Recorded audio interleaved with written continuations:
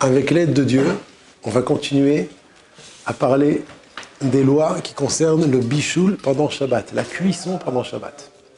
Et aujourd'hui, on va commencer, parce qu'on a terminé la dernière fois, on va définir les kalé à bichoul. T'entends, Netanel? Qu'est-ce que ça veut dire kal en français? Pas kli avec un kaf, kal avec un coup facile, fémode. Donc, qu'est-ce que veut dire kalé à bichoul? Qui c'est qui me traduit kalé à bichoul? Facile à cuire. Donc, il y a des choses, Rabotai. Il existe des aliments qui sont faciles à cuire. Et alors, qu'est-ce que ça peut me faire? Eh bien, si c'est facile à cuire, on va devoir interdire, on interdit de mettre ces choses-là, même bekli sheni. Qui c'est qui se rappelle? Qu'est-ce que c'est kli sheni? C'est un truc qui...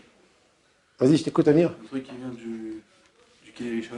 C'est quoi kli rishon? Kili Rishon, c'est d'où il vient directement la chaleur. La marmite. C'est-à-dire que ça a été produit directement du feu. Oh, effet mode. Kli rishon, c'est la marmite qui a été posée directement sur le feu. Kli sheni, c'est l'ustensile dans lequel on a déversé du kli rishon.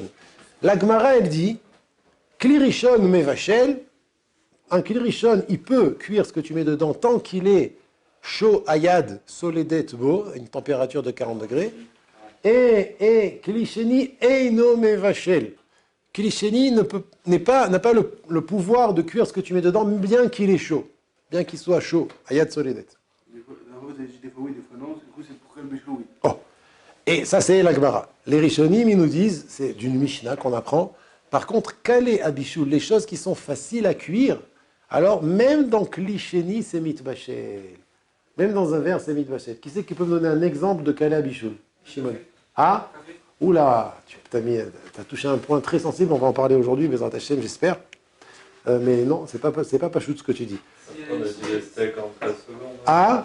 On a dit les steaks en 13 secondes. Voilà, les steaks très fins, en 13 secondes. Ken. Alors ça sera un problème de les mettre même dans le kli sheni, parce que dans le kli sheni, ça peut cuire. Un autre exemple qui est très fréquent qu'on trouve dans kalé abichoul, c'est... Autre exemple. C'est une chips si tu l'as cuit. Mais non, c'est le truc qui met 30 secondes sur le truc là. Ben, c'est ça, c'est ce qu'on disait maintenant, les steaks, là, les steaks fins. Mais il y a un autre cas de kalé abichoul qui est très fréquent, c'est... Un œuf.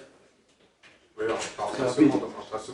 Un œuf, c'est pas tellement kalé abichoul, mais en tout cas qu'on trouve souvent dans les poskim, qui est considéré comme kalé abichoul, c'est les feuilles de thé. Les feuilles de thé, c'est fin, et comme vous avez tous fait l'expérience au moins une fois dans votre vie, vous avez tous mis du thé dans un verre chaud. Et qu'est-ce qui se passe quand le thé il est dans le verre chaud? Ça cuit. D'où je sais que ça cuit? C'est comme ça qu'on fait un thé. Un thé, pour que ce soit un thé, il faut que les feuilles de thé aient cuit dans le verre chaud. On n'a pas l'habitude de mettre les feuilles de thé dans la marmite d'eau chaude qui est sur le feu. On le met dans le verre chaud. Donc et les poskim, ils ont dit, donc tout le monde est d'accord, d'un commun accord, que les feuilles de thé, ça s'appelle kalé abichoul, et donc ça sera interdit de le mettre dans un verre. Bien que le verre, il est kli sheni, ça sera interdit de mettre ces feuilles de thé dans un verre d'eau chaude, tant qu'il y a une température de yad soledet bo, qui est de 40 degrés. Alors, comment on fait pour préparer un thé Shabbat? Alors, il y a plusieurs avis, je vous dis l'avis du Rav Ben Sion, Zichrono Livrach.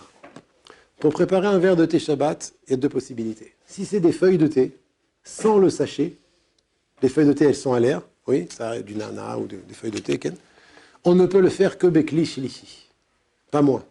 Ça veut dire, vous prenez vos feuilles de thé, vous mettez dans un verre sec, d'accord? Vous prenez votre kumkum d'eau chaude qui est sur le feu ou sur la plata ou branché au chashmal. Le kumkum, il s'appelle kli rishon, parce que la source de la chaleur, elle est ou dedans ou dessous. Kli rishon. Vous prenez un verre vide, vous versez l'eau chaude du kumkum dans ce verre vide. Comment il s'appelle ce verre? Kli. Oh, vous êtes fort, quoi, la commode. Kli sheni. Une fois que vous avez ce verre de kli sheni, vous versez dans un autre verre vide. Comment il s'appelle le deuxième verre vide? Kli shlishi. Et c'est seulement dans ce verre que vous pourrez mettre les feuilles de thé. Kli shlishi. Seulement dans ce verre, vous pouvez mettre les feuilles de thé, selon la majorité des poskim.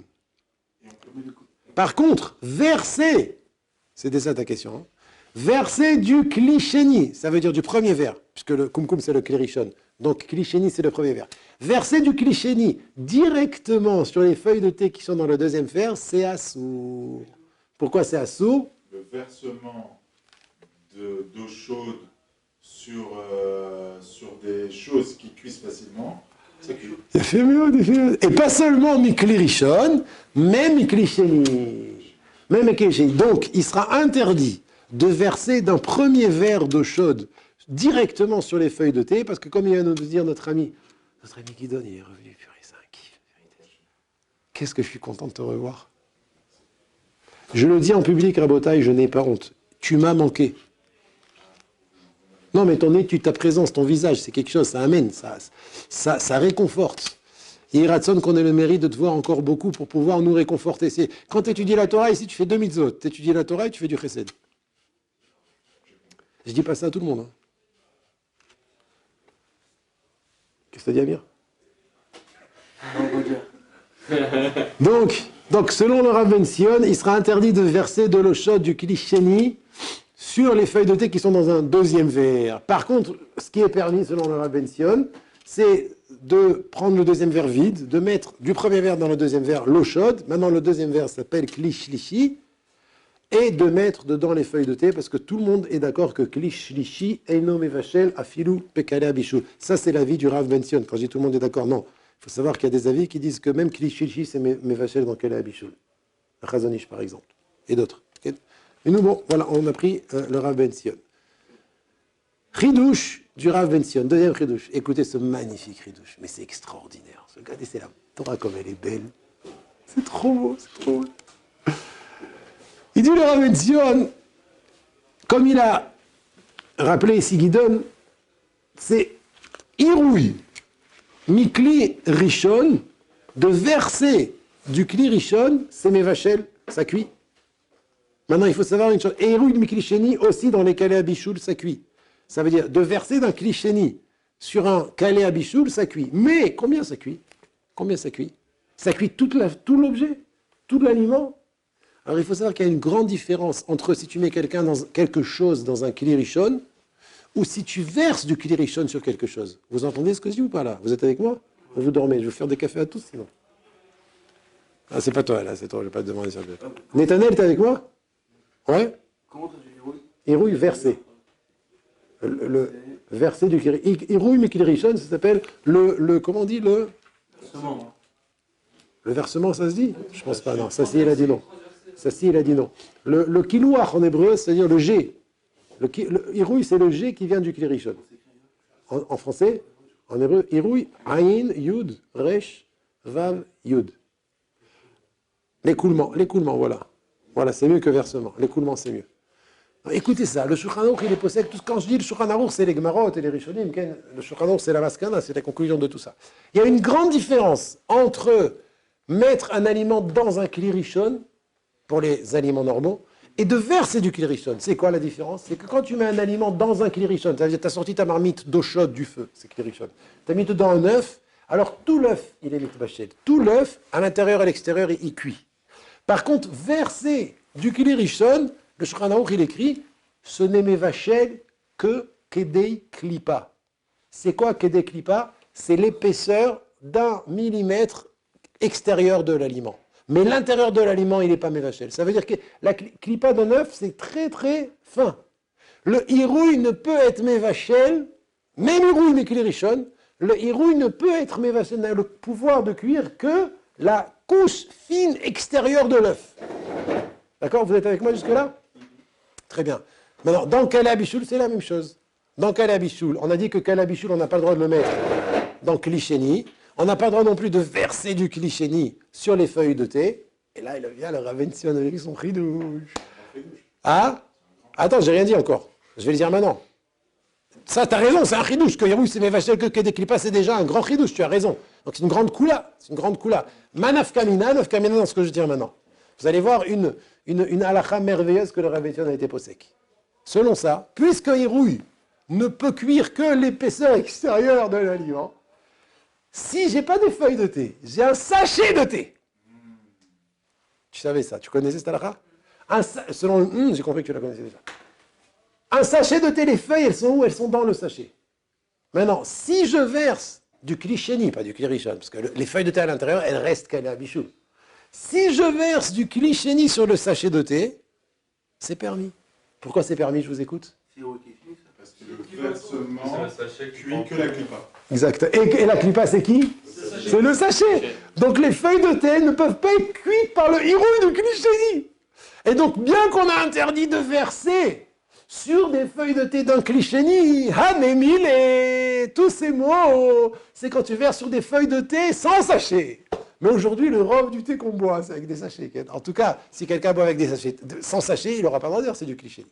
Mais si tu verses du kli-sheni sur un sachet de thé, puisque la couche extérieure, ici c'est le sachet, et le sachet il est bien beau, mais on s'en moque qui se cuisine, parce que ça se mange pas, ça se boit pas. C'est juste un keli pour contenir les feuilles de thé. Donc on pourra verser, mais que du kli-sheni, pas du kli-rishon, parce que du kli-rishon c'est beaucoup plus chamour.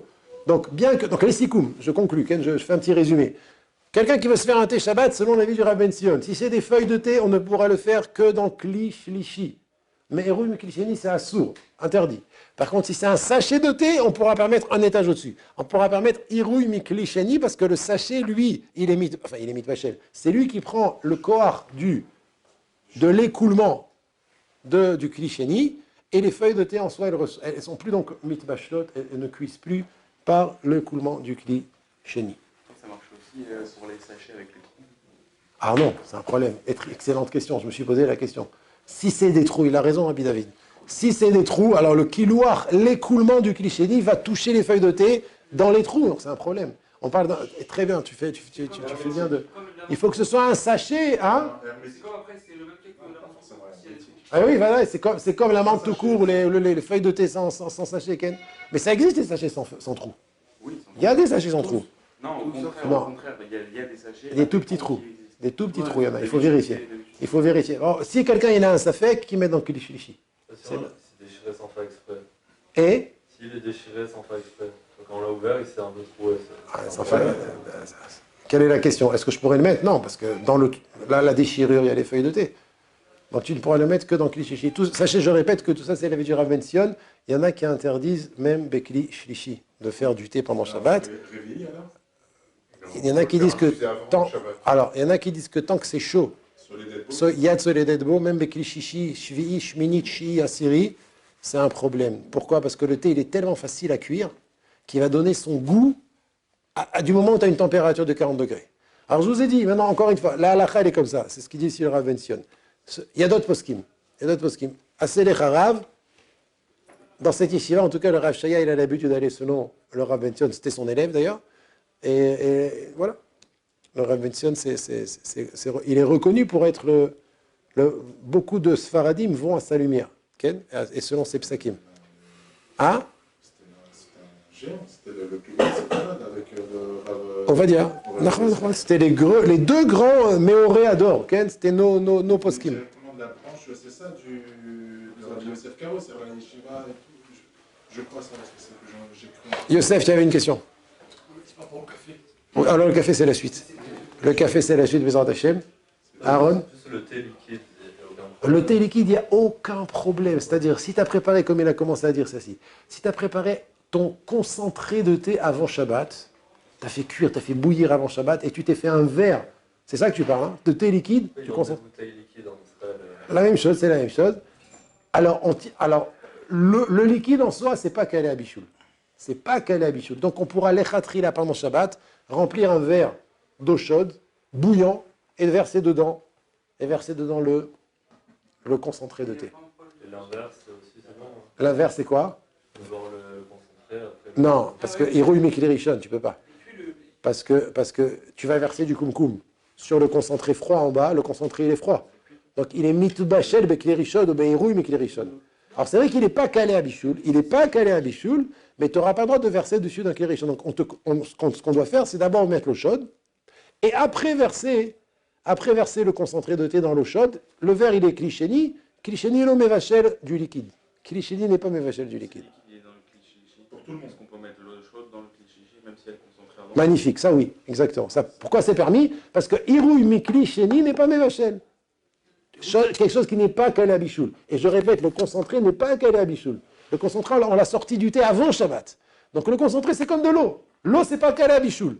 De l'eau froide, vous avez un récipient d'eau chaude. Exactement. Vous avez un récipient d'eau chaude que vous avez versé du klirichon dans ce récipient. Vous avez un verre, par exemple, un verre d'eau bouillante que vous avez sorti du koum-koum. Vous pouvez mettre dedans quelques gouttes d'eau froide. S'il n'y a pas de cuisson, on peut mettre dans un liquide. Non, parce que klisheni n'est pas mévachel. Dans les liquide, il y a cuisson, cuisson. La raison ici pour que j'ai permis, c'est parce que klisheni n'est pas mévachel, ce qui n'est pas calé à bichoul. Ken, c'est clair? Shimon. Parce que, imaginons, on prend un kéli qu'on met sous le koum pour mettre l'eau et pour transvaser. Ce kéli, on ne peut pas le réutiliser parce qu'il y a des couteaux là. Exactement, il faut les naïr autour. Il faut soit l'essuyer, soit les poskémédis, ça suffit de secouer. Après, ça recuit l'eau qu'il y avait. Oui, exactement, il y a fait. Donc tu vois que yesh bichoul achar bichoul be. Oui, vadaï. Il faut le secouer. Ça suffit de le secouer. Il y en a qui sont marmirim de l'essuyer. Amir. Voilà, on rentre dans beaucoup de choses qu'on reparlera dans la suite de Zardachel. Même des gouttes, c'est un problème. Au moins le secouer, Et le secouer fort, sans casser. Il ne faut pas le casser sur l'évier, hein, parce qu'après ça fera des problèmes de chambaït. Mais le secouer de sorte que les grosses gouttes elles sortent et qu'il soit un petit peu humide. Amir, tu avais une question. En fait, tout le guédère que on dit un héroï, c'est qu'en fait, le thé il est déjà dans le verre. Parce que si je mets dans le verre, après je le thé, il y a aucun héroï. C'est klisheni direct. Voilà, c'est ça, exactement. Il y a klisheni et il y a héroï mi klisheni. D'accord? Aaron. Il n'y a pas un problème de coloration. Oh, les poskim, ils ont un autre problème. Mais quand même, quand il va verser le concentré de thé dans l'eau chaude, il va colorer l'eau. Et colorer, c'est assourd pendant Shabbat. La réponse, elle est Ein Tzvia Beochalin. Il n'y a pas d'issour de colorer la nourriture. Quand tu fais ça, pas pour lui donner de la couleur. Tu fais ça pour une autre raison. Ken. Si tu fais ça pour lui donner de la couleur, c'est un problème. Mais si tu fais ça pour une autre raison, par exemple, de mettre dans le couscous, du safran, je crois que ça s'appelle. Safran. Ouais. Safran. Vous connaissez ou pas? Le couscous. Le couscous, des fois, pour lui donner la couleur jaune, on met du safran. Alors ça peut être un problème. Pourquoi? Parce que tu fais ça pour lui donner la couleur. Mais il y en a quand même, ça y permet. Mais ce qui est sûr, c'est que de mettre du concentré de thé dans un verre d'eau, tu ne fais pas ça pour lui donner la couleur. Pourquoi tu fais ça? Pour le voir, pour avoir du goût. La couleur, c'est pas ce qui t'intéresse. Donc, en tzvia beochalin. Il n'y a pas d'issue de colorer la nourriture quand tu ne fais pas ça pour lui donner la couleur. Youssef? Au niveau du sucre. Ah? Au niveau du sucre. Oui. Est-ce qu'il y a Bichoul? au niveau du sucre en pierre et du sucre en poudre? Très bonne question. Le sucre, il est déjà cuit. Et en bichoul achar bichoul beyavesh, pardon. En bichoul achar bichoul beyavesh. Il n'y a pas d'interdiction de cuire quelque chose pendant Shabbat qui est déjà cuit. D'accord? Le fait de remuer aussi, c'est permis. Maintenant, le problème qui pourrait exister, c'est... De toute manière, c'est avec l'eau que ça se dissout. Si Ouais. c'est avec de l'eau chaude. Ben, c'est ça sa question. Non, mais quand même, dans l'eau chaude, il se dissout plus vite. Maintenant, la vérité, c'est que même si le sucre n'est pas cuit avant Shabbat, il n'est pas considéré comme calé à bichoul. Donc, si tu le mets dans le verre qui est klisheni, le klisheni n'est pas mévachel du sucre. Ken, que Dieu vous bénisse.